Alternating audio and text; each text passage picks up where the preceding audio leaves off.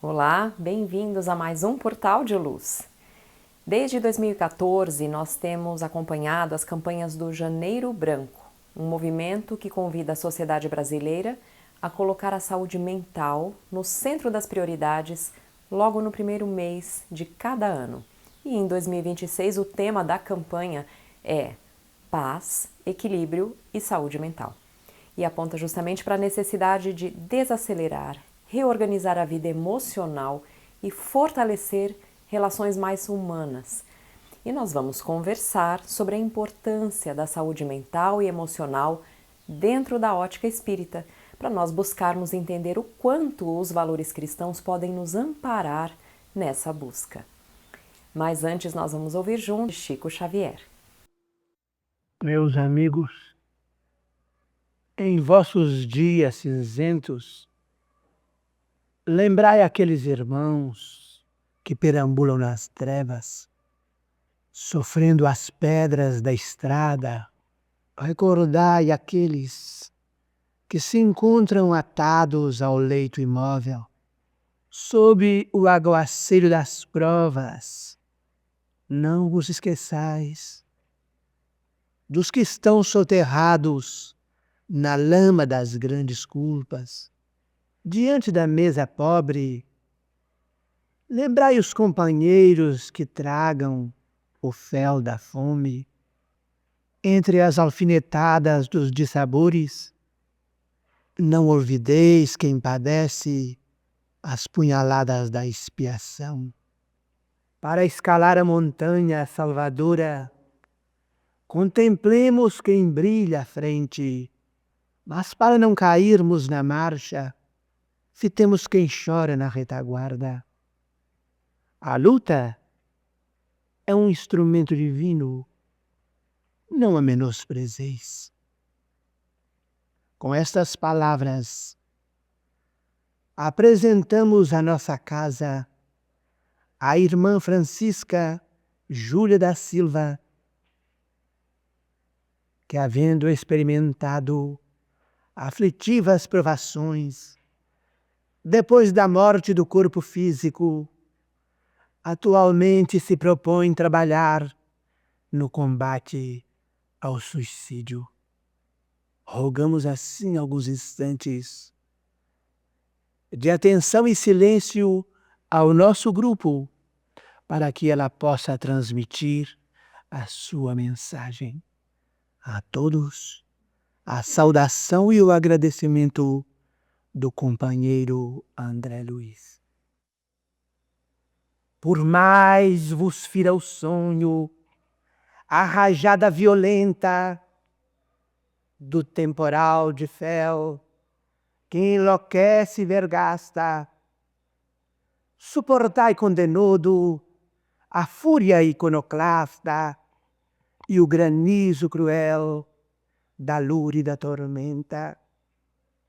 Carrei a dor consigo a beleza opulenta da verdade suprema, eternamente casta.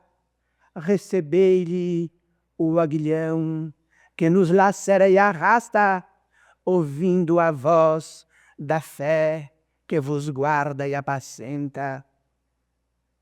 De alma erguida ao Senhor, varai a sombra fria.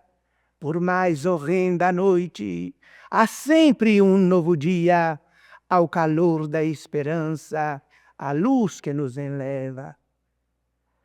A aflição sem revolta é paz que nos redime.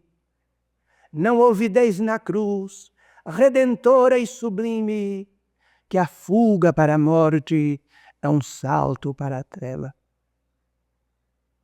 A paz de Jesus com todos. Vossa humilde servidora Francisca Júlia da Silva. Nos tempos atuais, são inúmeras as situações que têm trazido estresse e ansiedade. Segundo a Associação Americana de Psicologia, fatores como a saúde pessoal, o alto custo da assistência médica, guerras ao redor do globo, questões financeiras, até mesmo mudanças climáticas ou a solidão, a discriminação que determinadas pessoas sofrem, e até o clima político polarizado alimentado pela raiva estão aumentando os níveis de estresse da população em geral. No Brasil, dados recentes mostram que o país lidera o ranking mundial de transtornos de ansiedade, com 9,3% da população afetada, o que equivale a cerca de 18 milhões de brasileiros. A depressão também é uma preocupação crescente e que foi agravada alguns anos atrás após o impacto da pandemia do Covid, que levou a um aumento de 25% dos casos de transtornos mentais no país, de acordo com a Organização Mundial da Saúde. E o Janeiro Branco é, portanto, um momento oportuno para trazer debates sobre a saúde mental e reduzir o estigma que ainda cerca as doenças emocionais. E é uma campanha que incentiva justamente a prevenção e a busca por ajuda, por tratamentos adequados. Nós já trouxemos aqui no portal, em outras ocasiões, a informação comprovada pela ciência atual de que quando uma pessoa que sofre dos males da alma, e até mesmo também os males do corpo físico, se ela possui uma crença ou estabelece uma busca pela espiritualidade, pela vivência de uma fé, ela costuma conseguir auxiliar de uma maneira mais clara os tratamentos que ela está fazendo, acelerando a sua melhoria. Acreditar numa força maior que permeia tudo, que nos sustenta, faz com que o paciente se sinta amparado e mais confiante no seu processo de cura. Faz com que ele sinta uma maior compreensão acerca dos desafios pelos quais está passando. E essa compreensão, essa aceitação, também podem acalentar o seu coração e trazer uma perspectiva de esperança para a melhora, evitando a revolta ou o desespero. E além disso, quando nós falamos da mensagem de Jesus nesse momento, essa mensagem que nos convida a amar o nosso próximo como a nós mesmos, nós percebemos que esse ensinamento pode ser um verdadeiro antídoto contra as dores emocionais, justamente por nos levar a termos empatia com as dores do nosso semelhante, saindo de nós mesmos e impedindo que nós nos fechemos somente nas nossas próprias dores. Essa postura amorosa, compassiva, empática com o nosso semelhante, quando nós mesmos também estamos passando por nossos maus momentos, somada a um atendimento psicológico adequado para cada caso, pode ser um fator determinante para a melhoria do paciente, assim como também pode evitar novas quedas em outros momentos desafiadores da vida, ou mesmo evitar que o desequilíbrio se instale na alma. Portanto, buscar na prática do Evangelho ou de outra fé que o paciente se sinta acolhido, o esclarecimento e a força para avançar na jornada de cura podem fazer toda a diferença para o bom resultado e para o equilíbrio emocional. E além disso, através do entendimento da moral de Jesus, cada um de nós se sente, por consequência, merecedor também de ser feliz, percebendo que a sua própria vida tem valor e que as dificuldades que ele está passando podem ter uma finalidade útil para o seu crescimento. Essa certeza de sentir-se pertencente a algo maior, de sentir-se amado pelo Criador, ajuda a tornar possível a cura de feridas na própria autoestima do paciente por saber que é digno de se levantar e de sempre recomeçar.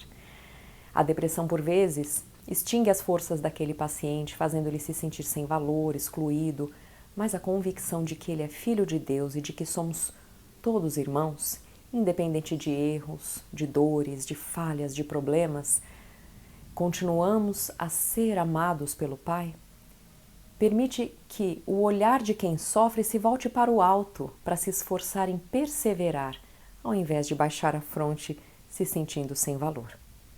Enfim, quando nós buscamos nos sentir um com Deus, na certeza de que todos nós somos amados por Ele, sem distinção, e de que esses desafios pelos quais passamos não são punições, mas convites para o nosso crescimento, os problemas que antes pareciam intransponíveis vão aos poucos se transformando em bênçãos no caminho.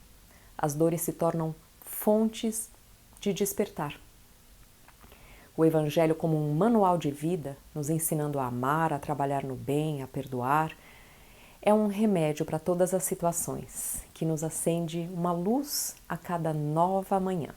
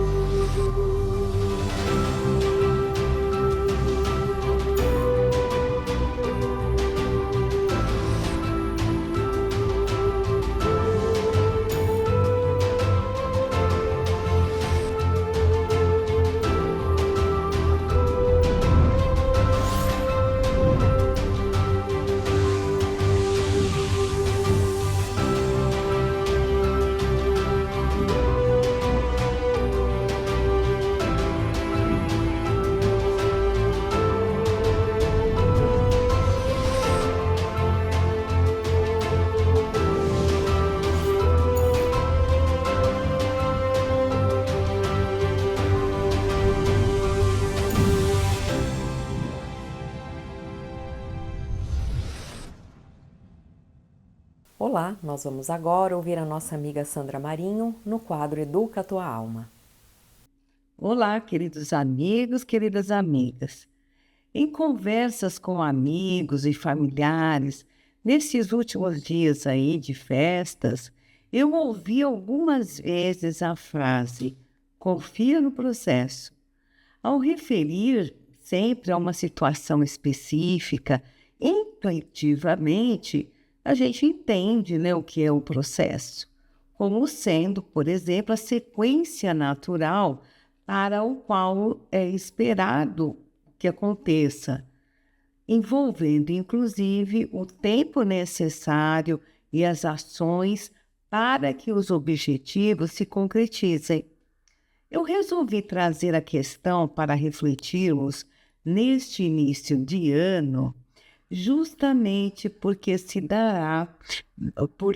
né, no começo do ano, nós temos o início de vários novos projetos, mas também uma gama de projetos, de atividades em execução que trazemos para o presente e que precisam ser continuados.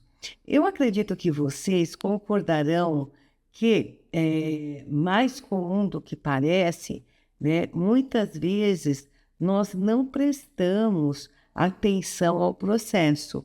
Queremos logo ver o resultado, né? Interferindo algumas vezes para acelerá-lo, né? Ou, ao contrário, desanimamos no caminho, abandonando e, pior, colocamos a culpa exatamente no processo, nos isentando da responsabilidade, né? Ou seja, não deu certo porque demorou demais, porque aconteceu isso, porque aconteceu aquilo, né? Agora, pensemos em Jesus, se ele tivesse, né, acelerado os acontecimentos ou desanimado no meio do caminho diante de tantas intempéries a vencer. Dá para imaginar?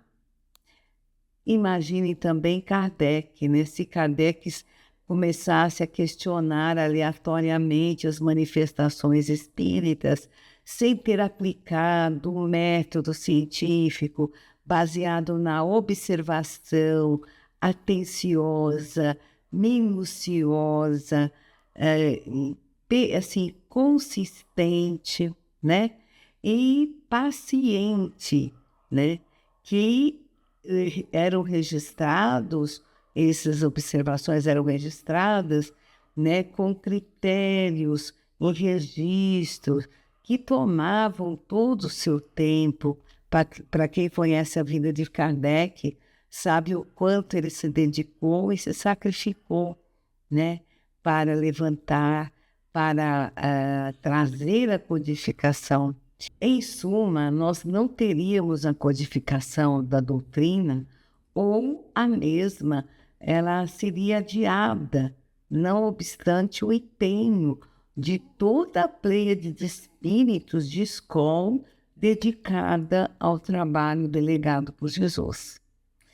Confiar no processo significa ter paciência e fé na jornada, acreditando que cada passo, por menor e mais difícil, contribui para o seu crescimento, mesmo sem o controle total ou a certeza do futuro, focando na constância, no aprendizado e na resiliência, ao invés de apenas no resultado final. É um convite para soltar o controle, respirar e seguir construindo dia após dia, desenvolvendo força interior e autoconhecimento. Esse conceito, essa ponderação, a gente vai encontrar em alguns apontamentos, né, que a gente encontra na internet e que são trazidos para nós pela inteligência artificial. Na prática, significa aceitar a imperfeição, reconhecendo que a vida é dinâmica e cheia de imprevistos, e é infrutífero querer controlar cada detalhe. Vocês já perceberam isso? Desenvolver a paciência, entendendo que o progresso pode ser lento e silencioso, mas está acontecendo. Nós é que temos o hábito de querer beber a vida, como eu falo, né? Tudo afogadamente, e no atropelo, atropelo, nós não damos tempo para o amadurecimento, para que as coisas se desenvolvam, e desenvolver a paciência, né? Porque realmente o progresso, ele é lento e muitas vezes silencioso mesmo, não tem alardes. Para auxiliar a nossa reflexão, tem uma historinha que fala o seguinte, a historinha da Ana, que odiava a sensação de não saber nada, queria respostas rápidas, sinais claros, garantias de tudo que tinha que ser feito, né? Queria inclusive, né, ela não dava, né, nem um pouco de tempo para que algo se desenvolvesse, porque aí ela se afobava e achava que tudo, assim, acabava falhando. Um dia ela decidiu plantar uma árvore no quintal. E para isso ela se preparou ao máximo, leu tudo a respeito, viu que era o tipo de terra, a quantidade de água, fez tudo com cuidado. Nos primeiros dias nada aconteceu, a terra continuava igual, silenciosa. Ana pensou em desistir. Talvez a semente já não era boa mesmo, a semente estava morta. Mas algo a fez continuar regando.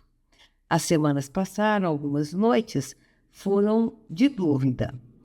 E Ana chegava até a ter uma certa insônia e ficava se questionando, será que eu estou perdendo tempo?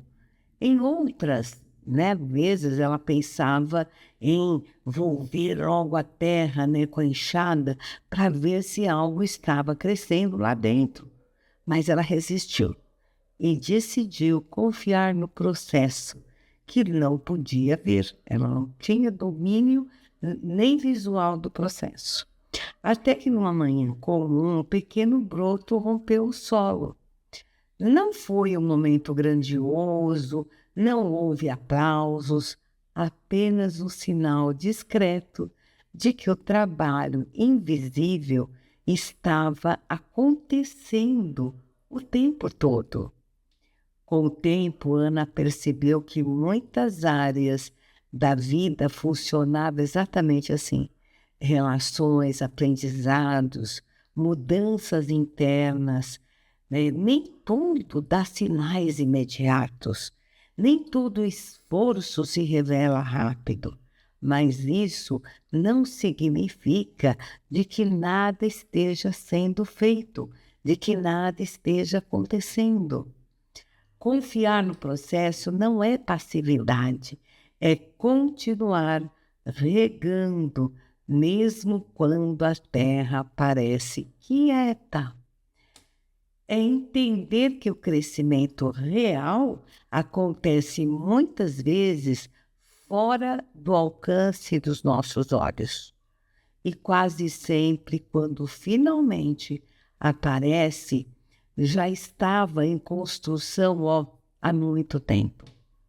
Confiar no processo tem um forte poder sobre a nossa formação, enquanto seres em evolução. É porque nos permite entender que não temos todas as respostas e não sabemos, que não temos todos os passos. Nós não temos conhecimento, muitas vezes, dos próximos passos. Também ajuda a manter a motivação, a não paralisar diante do medo ou da incerteza, porque lembre-se que, acima de tudo, é um ato de fé, de confiança. Nos fortalece, pois revela a nossa própria força, resiliência e autenticidade. Enfim, confiar no processo é um ato de coragem e fé em si mesmo e na jornada, reconhecendo que o caminho com suas dificuldades e aprendizados é tão valioso quanto o objetivo final. Pensemos nisto e até o próximo encontro. E agora nós vamos ouvir o nosso amigo Maida com o Momento Doutrinário. Olá, amigas e amigos. É sempre uma alegria muito grande estarmos juntos em mais um Momento Doutrinário.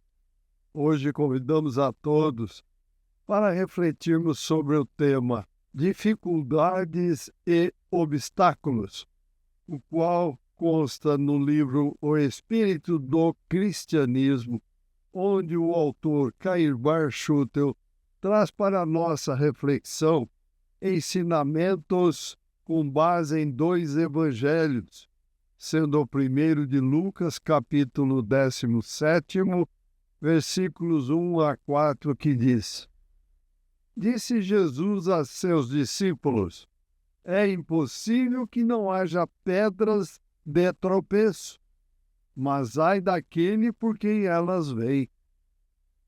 Melhor seria para ele que se lhe pendurasse ao pescoço uma grande pedra de moinho e que fosse lançado ao mar, do que pôr uma pedra de tropeço no caminho de um desses pequeninos. Toma cuidado, se teu irmão pecar, repreende-o, e se ele se arrepender, perdoa-lhe. Se 7 vezes no dia pecar contra ti, e 7 vezes no dia vier procurar-te dizendo: estou arrependido, perdoar-lhe-ás.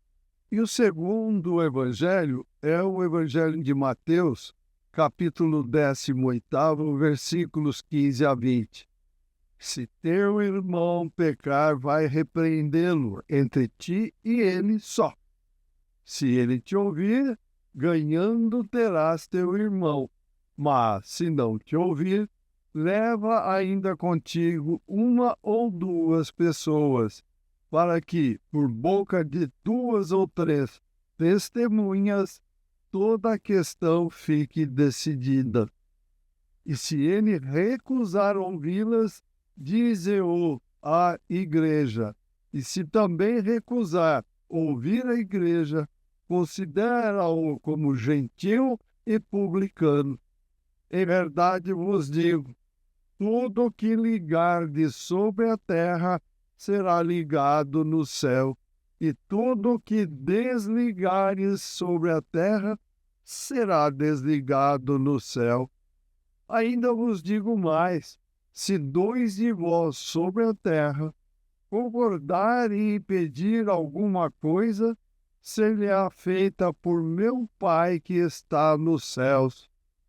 Porque onde 2 ou 3 estão congregados em meu nome, ali estou eu no meio deles. E Cair Bar Schutel faz os seguintes esclarecimentos a respeito destes evangelhos. A missão apostólica é das mais árduas que o homem pode desempenhar.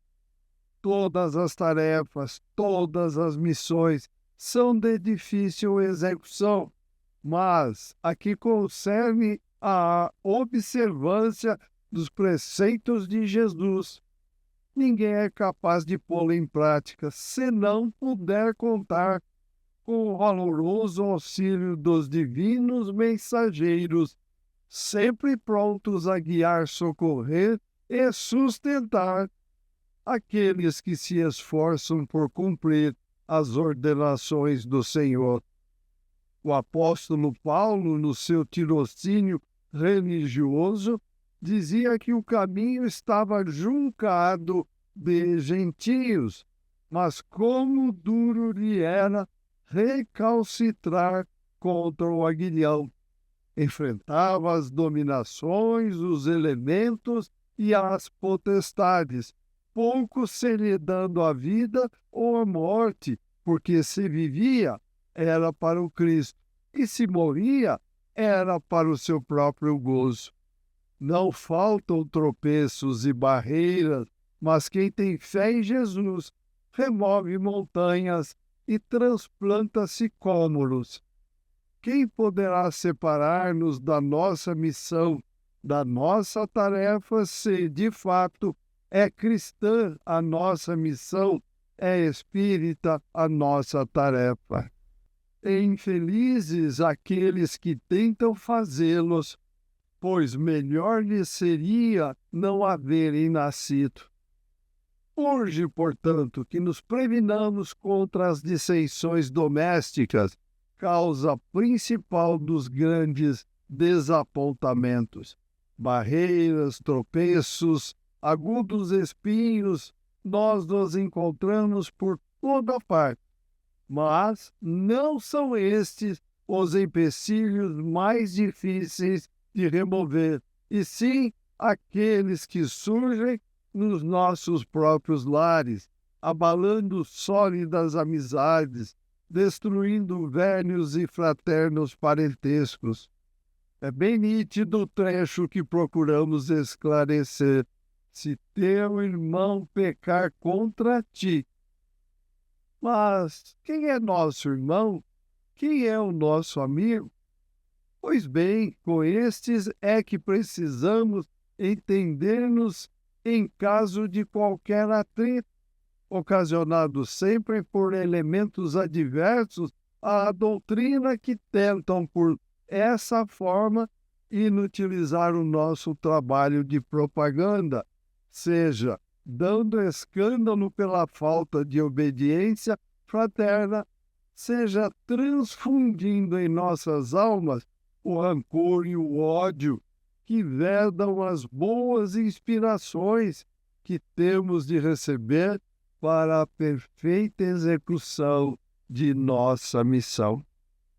Em casos tais, o Evangelho que manifesta o Espírito do Cristo manda que os litigantes cheguem imediatamente à fala para arrazoarem suas faltas e, se não for bastante esse alvitre, existe ainda o recurso do estabelecimento de um novo consórcio, onde convivas do mesmo credo tomem parte para que, entre os cristãos estremecidos, muitas vezes por bagatelas, permaneça o espírito do cristianismo. Nossa ira não deve permanecer ao pôr do sol, e até chegarmos a perdoar 70 vezes 7 vezes, pois o reino dos céus chega a nós. Se é verdade que não deve haver inimizade entre crentes e descrentes, entre judeus e gentios, como poderão os crentes de um mesmo credo de amor, credo que os uniu para se amarem e respeitarem, ceder às inspirações dissolventes e, as mais das vezes, sem motivo justificável, eternizando desarmonias que lhes causará mais tarde duros suplícios. Não sabem, porventura, os estudantes do Evangelho, que as desarmonias são outras tantas pedras de tropeço na estrada da felicidade? Não sabem que não podem ser ligados ao céu aqueles que nem na terra se podem ligar aos preceitos de Jesus? Não sabem que para permanecerem sob a proteção de Jesus é indispensável renunciar ao orgulho e se tornarem humildes, reconciliadores, indulgentes e bons? Não sabem que o perdão se dá ao criminoso e não ao santo, e que só com o perdão que concedemos aos desafetos obtemos de Deus o perdão para as faltas que cometemos? A maior parte das dificuldades e obstáculos que os espíritas encontram a todos os momentos na sua tarefa, pode-se dizer que são devidas aos problemas. É tarefa imprescindível manter primeiramente a integridade da família espírita, justamente porque os espíritos inimigos da doutrina insuflam desarmonias, oriundas sempre do ciúme, da inveja e do orgulho, germe peçonhento que lavra em todos os corações que habitam ainda este mundo inferior. Muitos outros obstáculos interpõem-se à nossa marcha, como o respeito humano, o preconceito, o amor ao dinheiro e outras tantas barreiras que tanto têm prejudicado, infelizmente, os filhos de Deus. A perfeição consiste na renúncia de tudo, até da personalidade, sem o que é impossível a ascensão para a luz. De outro lado, Jesus nos assevera a impossibilidade de não haver tropeços na terra, porque, sendo o nosso mundo um dos mais atrasados do sistema planetário, sem os tropeços, os homens não fariam a sua evolução.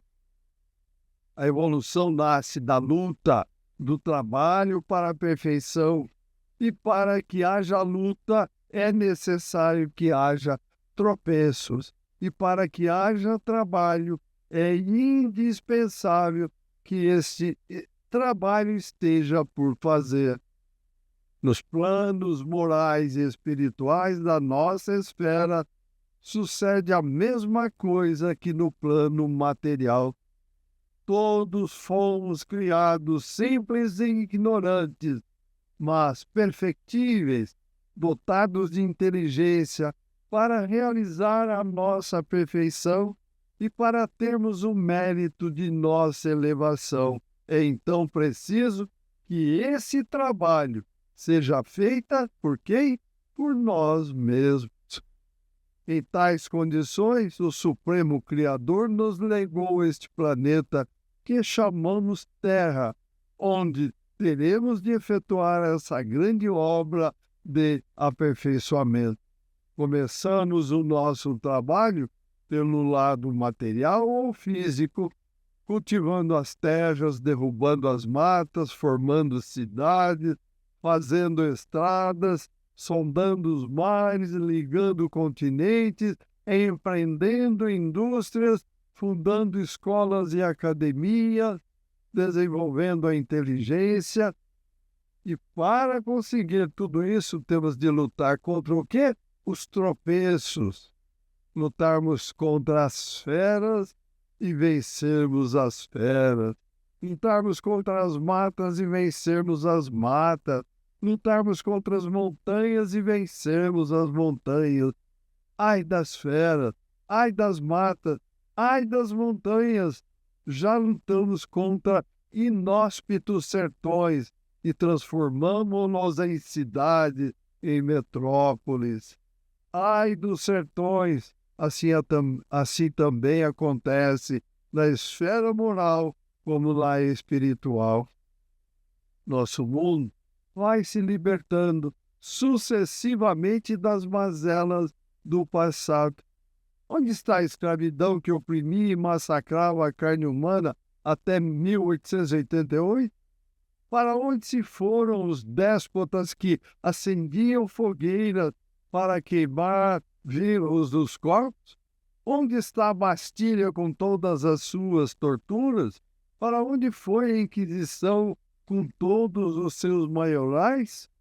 Ainda temos muito que fazer na esfera moral, mas já fizemos muito, assim como muito faremos ainda na esfera espiritual, onde a nossa ação já tem feito sentir, solapando seculares instituições opressoras da razão, das mineradoras da consciência, conspurcadoras do nosso caráter, do nosso sentimento, de nossa fé, da nossa vontade e da nossa liberdade.